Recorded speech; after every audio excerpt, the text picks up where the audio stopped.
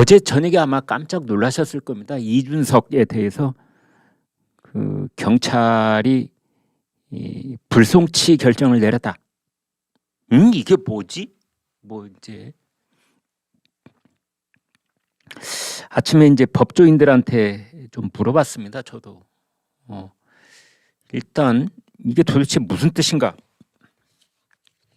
이준석이 죄가 없다는 것인가? 이준석을 징계를 하면 안 된다는 뜻인가? 무혐의라는 뜻인가? 이게 뭐지? 이제 이렇게 된 겁니다. 그래서 오늘 저희가 취재한 바를 요약을 해서 명확하게 말씀을 드리면 이제 세 가지 해석이 가능합니다. 세 가지. 첫 번째, 성상납 증거가 없다는 뜻이냐? 성상납 어쩌고 저쩌고 한 가로세로 연구소의 그 보도는 허위사실 유포였다는 뜻이냐? 이게 첫 번째 이제 분석입니다.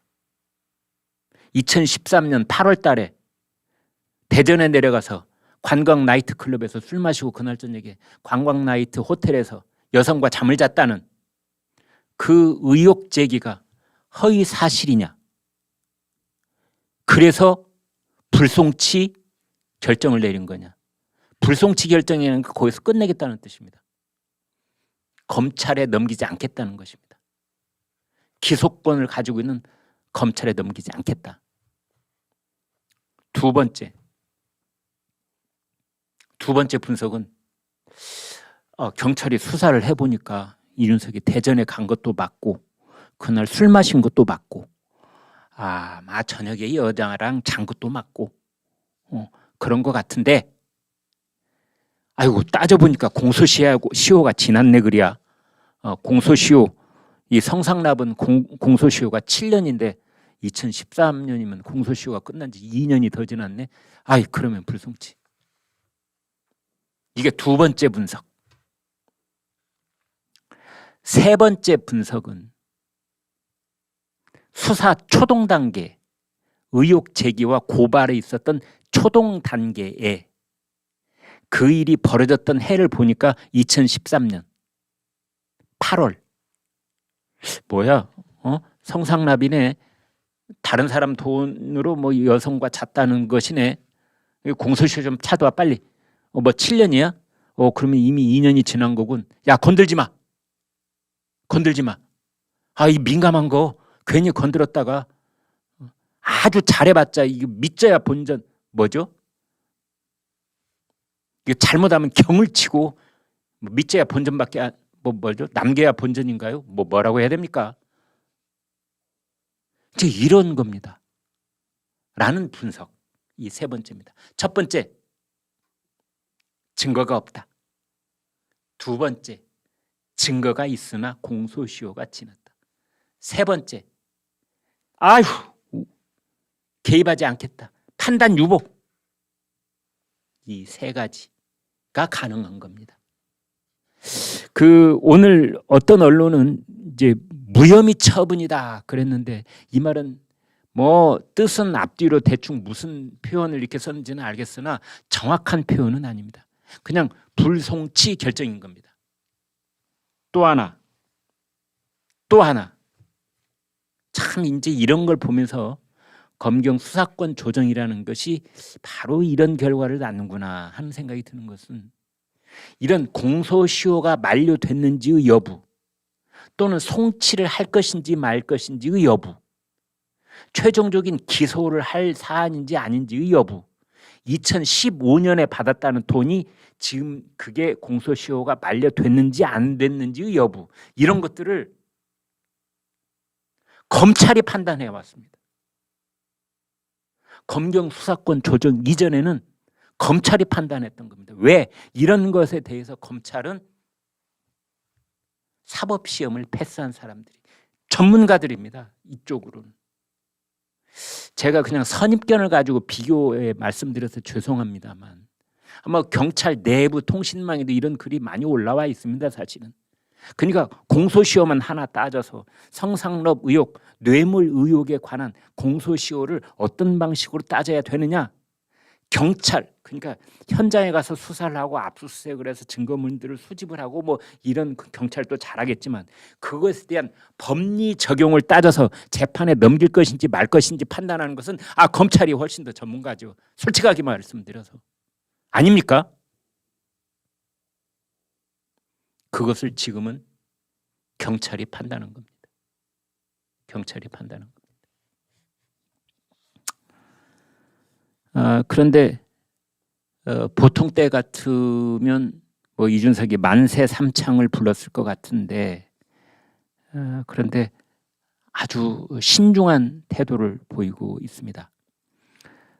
왜냐하면 두 가지 조사가 아직 남아 있습니다. 무고 혐의하고 증거 인멸 교사, 이 혐의가 내려져 있는데 아마 그것이 말끔하게 클리어가 안 됐기 때문에 이제 그런 것에 대해서 지금 조용히 하고 있는 것이 아닌가, 이제 그런 생각이 듭니다. 서울 남부지법 민사 51부에 대해서 재판부 기피 신청을 냈습니다. 지금 이제 국민의힘이 정책은 뭐 하나도 내지 못하고 그냥 내부 싸움질만 죽어라 하고 있는 이 첫 번째 원인 제공자가 이준석인데, 이준석이 지금 가처분을 5번째인가 내고 세다가 저는 잊어먹었습니다. 4번째요, 5번째요. 아무튼 근데 이준석이 내는 가처분 신청마다 똑같은 재판부가 담당하고 있는 겁니다. 서울 남부지법 민사 51부 황정수 수석 부장판사. 국민의힘은 입이 이만큼 나와 있는 거죠. 뭐 이 사람이 뭐 구례 출신이고 순천고등학교 나왔고 뭐 이렇게 어떤 지역적 연고도 슬쩍 얘기를 꺼내면서, 그다음에 나중에는 확인은 안 됐습니다만 특정 뭐 성향을 가진 그러한 모임에 또 몸담았던 판사다 뭐 이런 공격도 하고 그랬었는데요. 사실로 확인은 안 된다고 그래요. 그런데 어찌됐건 저찌됐건 이제 국민의힘의 그 논리는 뭐냐? 아니 이미 한번 판단이 끝난, 그러니까 이준석의 손을 번쩍 들어준 이 판사가 또다시 가처분 신청을 받는다는 것은, 이것은 뭐 결과가 뻔한 뻔짜 아니겠느냐.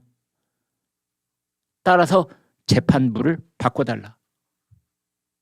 서울 남부지법 민사 51부는 믿을 수가 없다.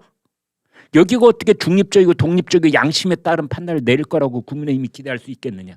이건 아니다. 지금 이런 기피 신청을 냈습니다. 이제 여기에 대해서는 뭐 여러 가지 이 갈래의 얘기가 있을 수가 있습니다. 국민의힘이 이렇게 재판부 기피 신청을 내고 하는 것, 특히 집권 여당이 그러는 것은 여당 쪽에서 사법부 불신을 조장하는 것 아니냐, 이제 이런 일부 비판이 있을 수가 있습니다. 그러나 또 다른 쪽에서는 아니다, 그건 너무나 과한 분석이고 그냥 좀 압박을 가하는 것 아니겠느냐, 이런 얘기도 있습니다. 그나저나 여러분 보시기에는 어떻습니까? 서울 남부지법이 됐든 아니면 재판부 기피 신청이 받아들여져서 다른 재판부가 됐든 이번 건에 대해서 또다시 이준석을 역성드는, 이준석의 손을 들어주는 그런 가처분 인용 결정이 나올 수 있다고 보십니까? 아마 그런 결정이 나오면 대한민국이 뒤집어질 겁니다. 저는 그렇게 봅니다.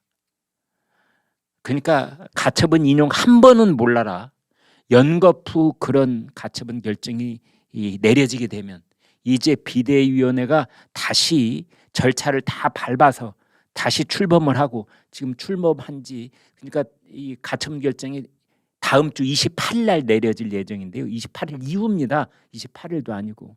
그러면 새로운 정진석 비대위원장이 이끄는 비대위원회가 거의 뭐 보름 달포 이상 이렇게 진행이 될 텐데, 쭉 말이죠. 한 달 이렇게 다음 달로 넘어가게 되면은 그걸 또 사법부가 또 다시 중단을 시킨다? 이거는 아마 엄청난 저항과 파장을 몰고 올 겁니다. 우리나라 사법 역사상 우리나라 사법부가 그 입법부, 특히 집권 여당에 대해서 연거푸 브레이크를 걸고 제지를 하고 정치에 개입했다는 그러한 뭐 엄청난 일이 벌어질 텐데, 사법부의 어떤 판사가 됐든지 그런 부담을 감수하고 또다시 이준석의 손을 들어줄 수 있을까요? 저 개인적으로는 그런 생각이 드는데 시청자 여러분은 어떠신지요? 궁금합니다.